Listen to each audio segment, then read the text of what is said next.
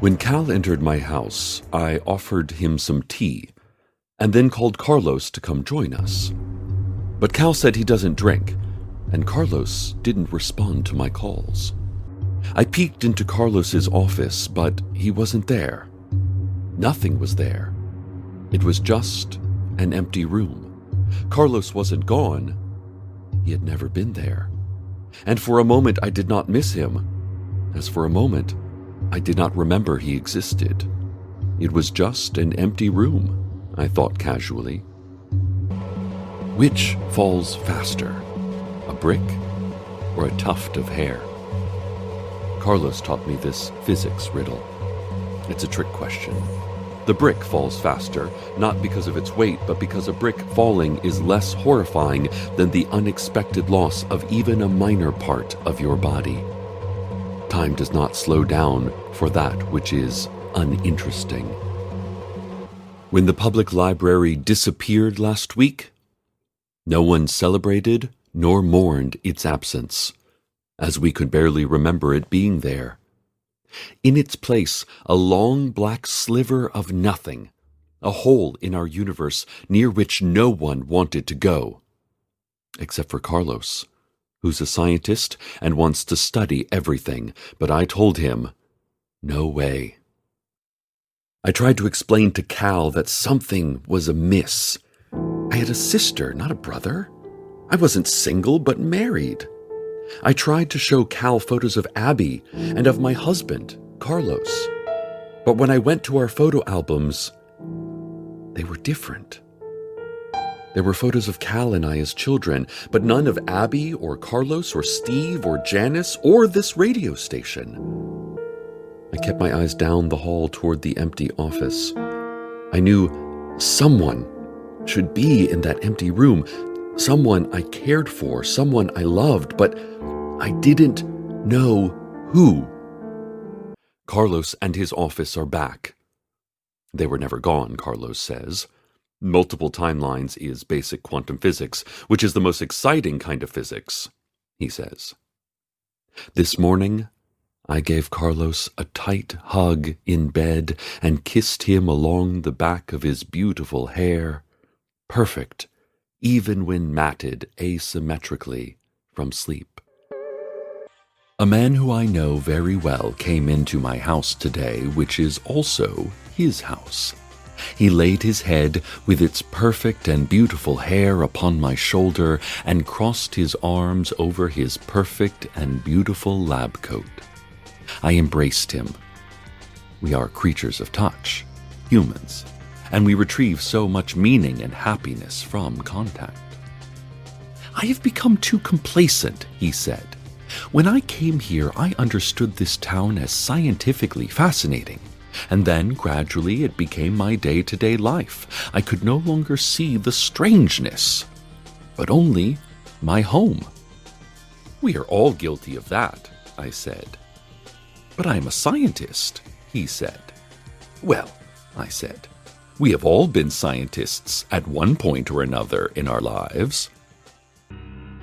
My husband and our town's friend and protector, Carlos, called a town meeting.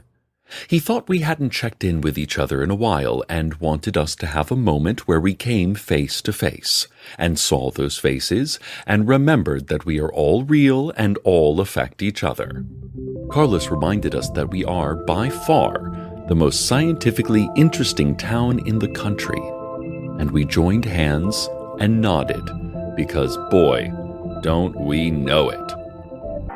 The recent problems we had with other universes intruding on our own resulted in a great deal of pain and loss.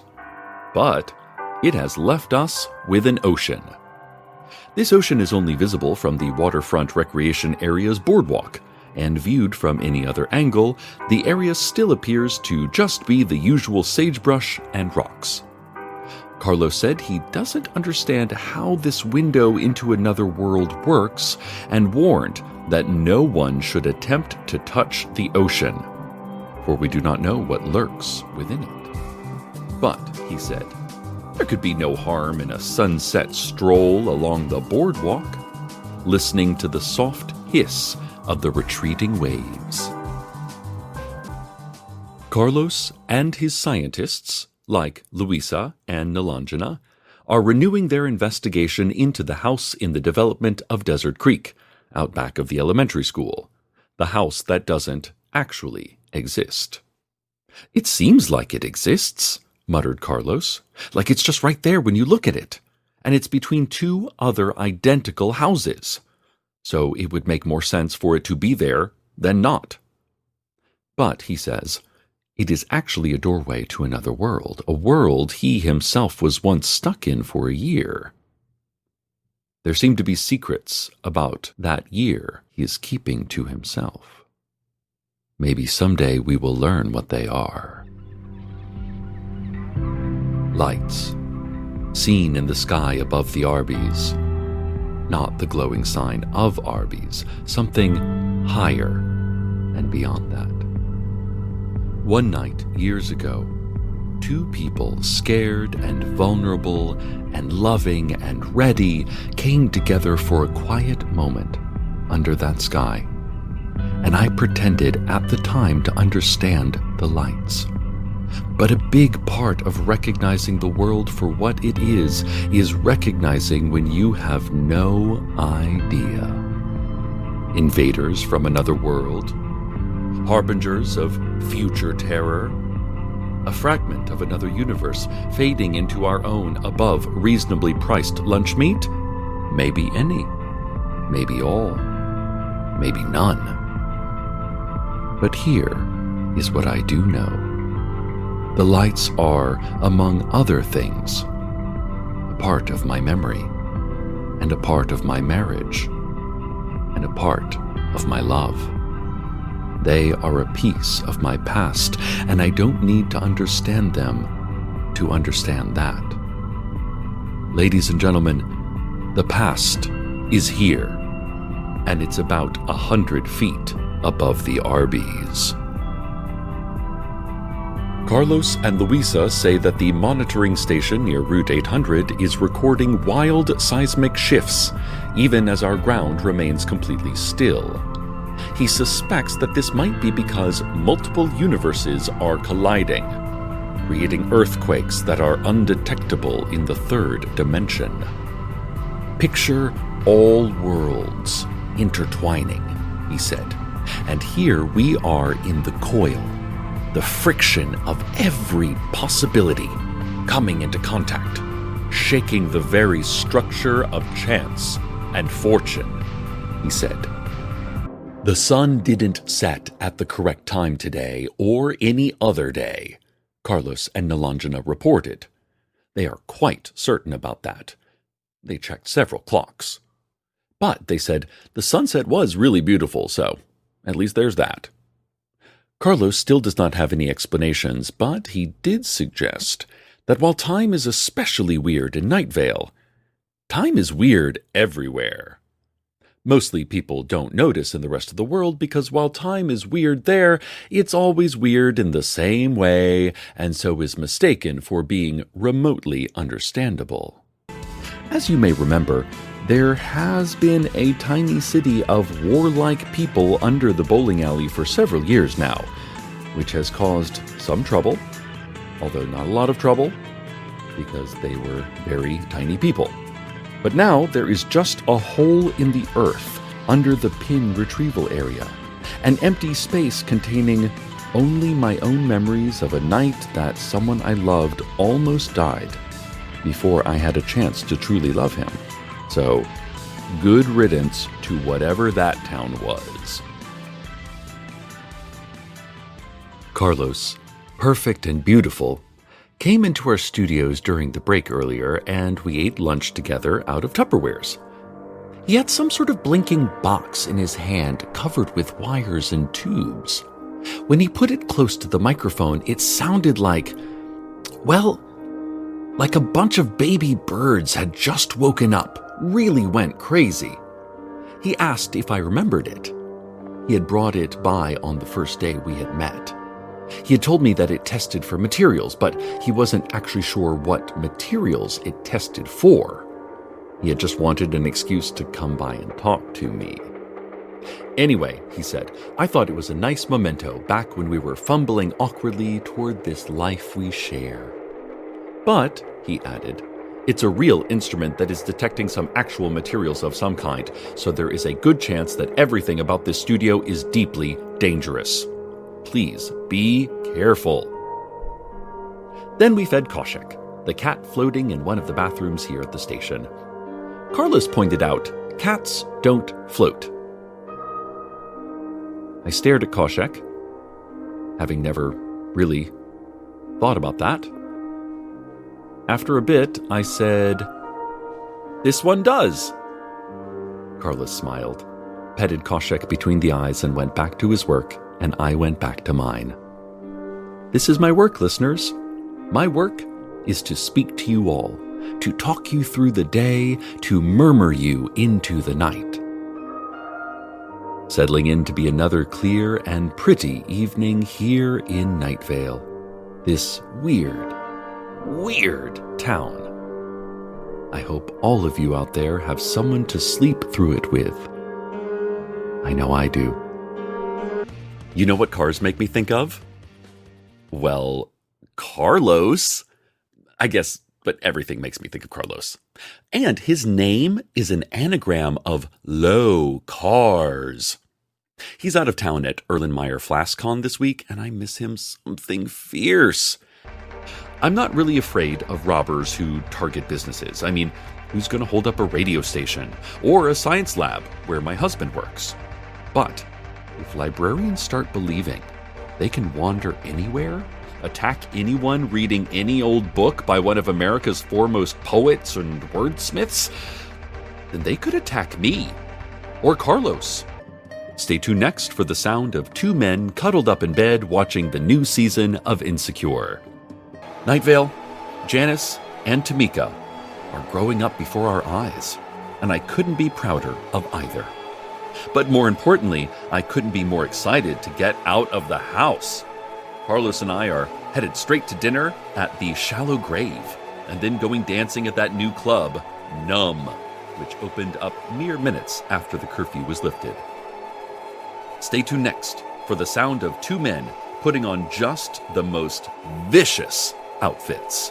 And he said, "Do you know science?" Do I, listeners? Do I? Next time, I'll answer that question, but spoiler alert, gosh, heck yeah, of course. I returned because I knew that the best way to fight against eGemony's attempts to drink Night Vale's soul was science. And I'm very into science. Or at least I am very into someone who is very into science. Once a year, all the scientists in the world gather in Lucerne, Switzerland to calibrate their instruments to the length of Carlos's hair. That appraisal is occurring right now, so, of course, Carlos isn't in town. I'm on my own, because the cause of science is important, but so is defending Night Vale. And one of the best parts about being in a couple is that when each of you is good at one thing, it's like the couple is good at two things. This message was brought to you by love. Have you noticed that love seems to be in the air right now? Like that Mariah Carey song, I had a vision of love, and it was this crazy dream where I was in the park, and trees were made entirely out of recycled aluminum cans, and you were there, but you looked just like me, only with a nosebleed. Oh, I love that song. My husband and I danced to that at our wedding. Anyway. Have you ever heard of science? I've watched a TED Talk. I know everything about science. Well, there's this thought experiment where a cat is in a box, but it's unknown whether the cat is alive and peacefully sleeping, or, in fact, alive and just clawing and vomiting on everything because, well, it's a cat. Since both things could be true, both things are true. This isn't sounding familiar. Well, your husband clearly isn't a scientist. But how is it even possible? Hey, with love and science, anything is possible. Now, go drink your whiskey. Oh, I have just gotten a text from Lucerne, and yes, all of the scientific instruments in the world are set properly. And all measuring will occur with precise precision because of my husband, who is coming home. And he's bringing fancy Swiss chocolate, the kind with the little flecks of salmon skin. Oh, that's so sweet. Okay, I know money is sponsoring this show, but just for a moment, I have to put a word in for love. Love is pretty good. Ooh, speaking of togetherness, it looks like Carlos has brought a picnic lunch for us to eat here at the station. Aw, what a nice surprise, hon. Now, while I look into this basket of goodies, let's check in with the weather. So, that was weird. Carlos came in, as I mentioned, with a lovely picnic lunch from the Ralph's deli counter.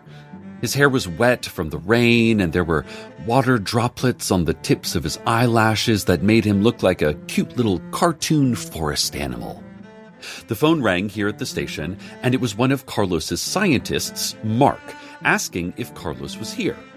Carlos made a wild hand gesture and shook his head vigorously, so I told Mark that he was not.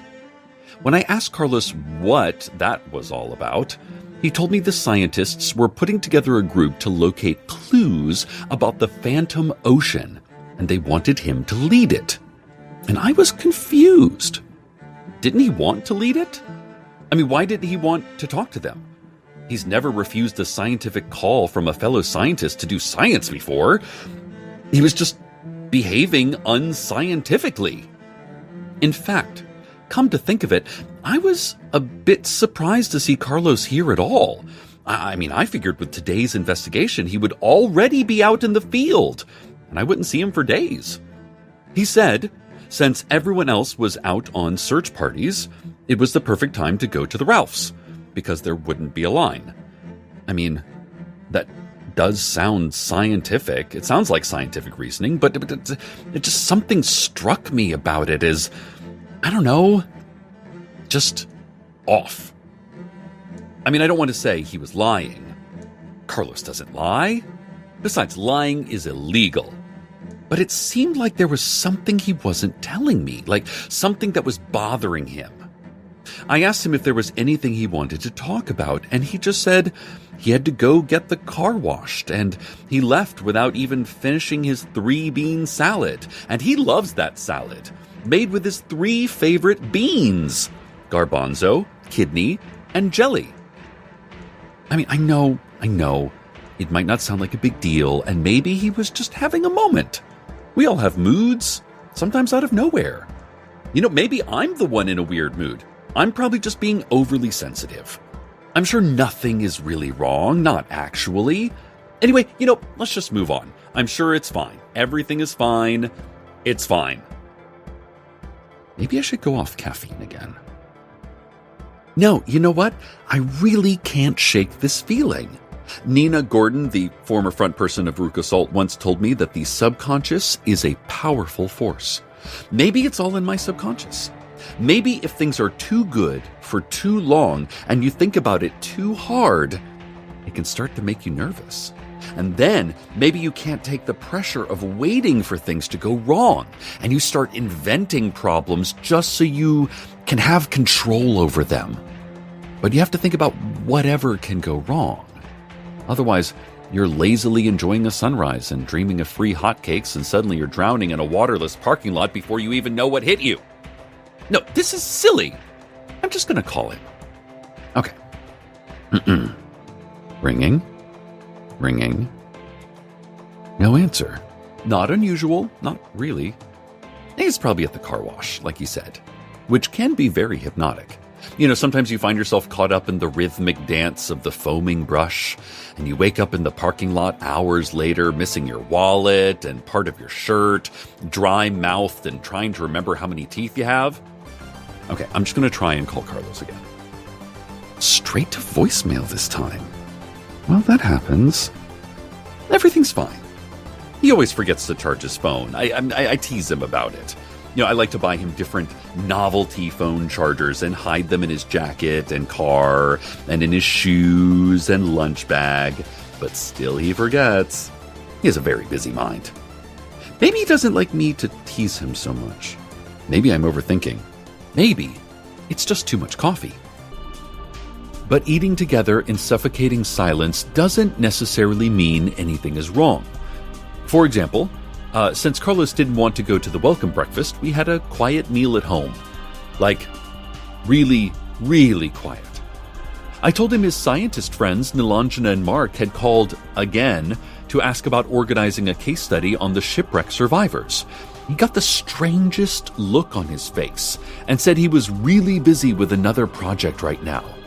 I asked him what he was working on, and he said, oh, you know, and then made the universal hand gesture for science. Then he kissed me on the cheek, washed his plate, and disappeared into his home lab. Later, I heard the muffled screams of a sitcom laugh track from behind the closed door. Speaking of the community college, I think that I am overdue to give another guest lecture there. It's been, over 5 years? I know because it was back when Carlos first got to town. I was walking down the hall on my way to the communications department, and I saw him standing there, talking to a group of people in hushed scientific tones. Our eyes met for a second as I walked by, and he gave me a cordial nod, his perfect hair shimmering almost indigo under the fluorescent lighting. Later, after my lecture, I went back to that hallway, and it was empty. But then I heard his voice. He was talking to someone in an office a few doors down.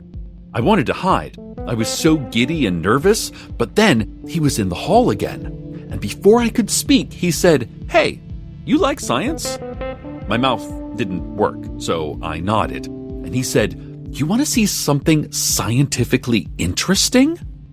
We went up the back staircase to the Earth Sciences building roof, and he pointed toward a field at the edge of town. There was a hazy column of darkness stretching from the middle of the field into the sky. "What is that?" I asked. Carlos told me he wasn't sure, but it could only be seen from this exact angle and distance. We took 2 steps to the side, and it was gone. We took 2 steps back to the left, our feet in perfect unison, a stilted little barn dance, and we could see the dark column again. "That is scientifically interesting," I said, not sure if I was overselling my level of scientific interest. I told him, "You can also see my apartment building from here. It's always there. It doesn't disappear." And he asked, "Which one is it?" And I showed him, and he said, "That has a nice roof. Good shingles." It was the first compliment he ever gave me. And then he had to go to a meeting, and I went home. It was a while before we spoke again, but I used to think of that moment often. You know, I'm going to think of it again now. And while I do, you should think about the weather. Oh, hang on, listeners. Someone is knocking at my studio door. It's weird. I'm not expecting anybody. Oh, maybe it's Carlos. Oh, I'm sorry. Everybody, just let me... Oh, okay. The captain has entered the studio. I'm sorry about that. I was greeting the captain, and then my phone rang, and it was Carlos, and he wanted to meet me on the roof of the Earth Sciences building and watch the sunset together over the column of hazy darkness. A purely romantic gesture. Is somewhat out of character for Carlos, but I didn't feel like questioning it. I'm just grateful he finally seemed willing to open up. You know, I didn't realize how much it's been getting to me until talking to him just now. Whew. I mean, I know I haven't resolved or even fully understood what's been bothering me, but I feel relieved anyway. Tentatively relieved. No, I feel relieved. I mean, why frame positive things with the fear of losing them? So, I'm closing tonight's broadcast a little early. I'm sure you'll understand. Station management won't, which is why I've set up a Cecil-shaped mannequin I made out of burlap, twine, and dried lentils to place in my chair for the final few segments of the show. Speaking of the roof of the Earth Sciences building, I should tell you guys what happened with Carlos the other night. It went really well. Mostly. I mean, he was very open about the fact that he's been hiding something from me, but he said it wasn't a big deal and he doesn't want to talk about it. Now, I know I said all I wanted was for him to admit something was bothering him, and that him pretending nothing was wrong was really what was driving me crazy. But it turns out that wasn't true. Now I'm being driven crazy by not knowing what it is. I mean, what if it's about me? Even if it's not about me directly, the fact that he doesn't feel comfortable telling me has to be a problem with us, doesn't it? We're supposed to share everything with each other, aren't we? I couldn't let it go. So I finally asked him to see a couples counselor with me. The really tall one, who until last week had been staying with my sister and her husband, got her counseling license last week. So we're going to see her. I even get a discount since she's become so close to my niece Janice. We have our first phone session together scheduled for later today. I'm really hoping we can get to the bottom of this so I can stop obsessing. I mean, and also so Carlos can let go of whatever is distracting him so much. And then we can both get back to distracting each other. The emotional complexities of sharing a life with another are all that's on my mind. Also, the sudden ocean which destroyed Old Town. I want to get back to the Carlos stuff, listeners. I really need to talk this all out, but I keep getting breaking news updates. Oh, look at the time. That's Carlos and the really tall one calling in for our first counseling session. Probably a good time for a weather report. Well, that was an interesting first counseling session. Carlos apologized for being so quiet recently, and I said it was okay.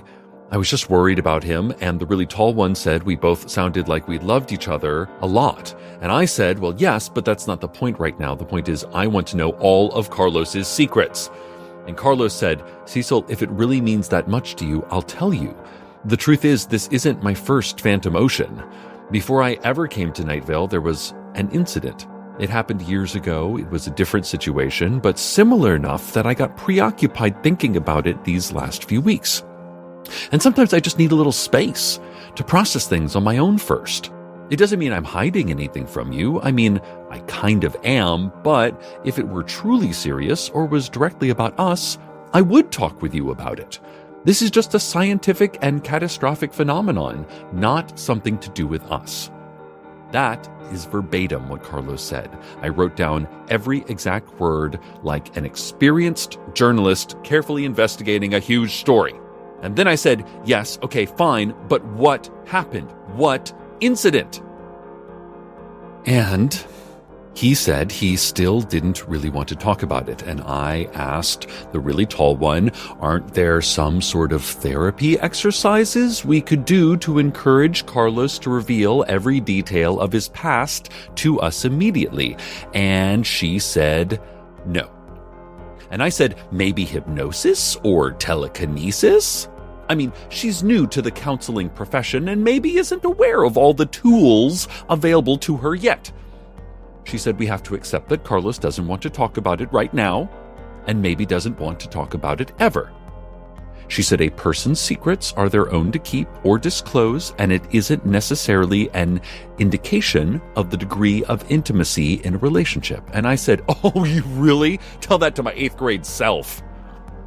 Immediately embarrassed, I doubled down and said, I played truth or dare and revealed to my friends that I'm afraid of mirrors and that I have a crush on someone in the room. That's cute, Carlos said. Who was there? And I said, I can't tell you. And then I said, I can't remember, actually. I don't even remember what year I was in the 8th grade, let alone how old I am or even what I look like because of the whole mirror thing. But I didn't want to tell Carlos all that. It was too painful and complicated and not important. And the really tall one, who could, I'm sure, hear all of my thoughts, smiled over the phone, which I thought was smug. I'm still not sure how I feel about any of this. I have a lot more to say here, but there's been some breaking news updates piling up on my desk. Okay, I only have a few moments of airtime left, and I just wanted to say, well, you know how if you keep staring at that one spot in the ceiling, it starts to look like a face? And the harder you look, the more it takes shape. And when you can finally see it really clearly, the face never disappears and it's always there watching you. Or like how OxyClean has those commercials where they can get blood out of everything from jeans to gloves to loaves of bread. But when you actually use the product, those stains just never go away, reminding you day after day of what you've done. Or no, okay, anyway, what I'm trying to say is, Carlos, if you're listening, I'm sorry I freaked out and kept pressuring you to talk. Taking space for yourself is not the same as pushing someone away. And I guess I needed a little space too to figure that out. Whatever you need, I totally respect that. I can even go hang out at the pancake house tonight if you want some alone time. Okay, I just wanted to say that before. Oh, Carlos just texted. Come home now and I will do the opposite of push you away. Well, maybe what I'm trying to say is, I think I've been on the air too long. I really should be getting home, like, right now. For those space heads and star geeks who are excited by the upcoming blood matter from space, it appears the best viewing will be from literally anywhere in the region. It's going to come down hard on us, and there's no hiding from it. Carlos and I will be holding our own viewing party here at the station, and it's open to the public. Please bring 1 potluck item, 1 bundle of dried herbs to mollify station management, and of course, galoshes. You're going to need galoshes. Can't wait. Here at the station, Carlos and I are throwing a little viewing party. Lots of folks from town are in attendance, and if you're listening, consider yourself invited. Just bring a potluck item and a friendly face, and we'll do the rest. I would head over soon, though, because, of course, you don't want to be caught outside during the blood matter from space. Carlos is explaining some of the science behind the blood matter from space, but the truth is, we just don't know that much about what it is or why it happens, and so his presentation contains more question marks and facts to be filled in later labels than usual. But it is okay sometimes to find something beautiful without fully understanding it. And it is undeniable that under certain aesthetic values and with a strong ability to stomach gore, the blood matter from space could be considered beautiful. The blood space matter viewing party here at the station was going swimmingly, in that we all had to start swimming. None of us, not even Carlos, had been aware of just how deep the blood matter was going to get.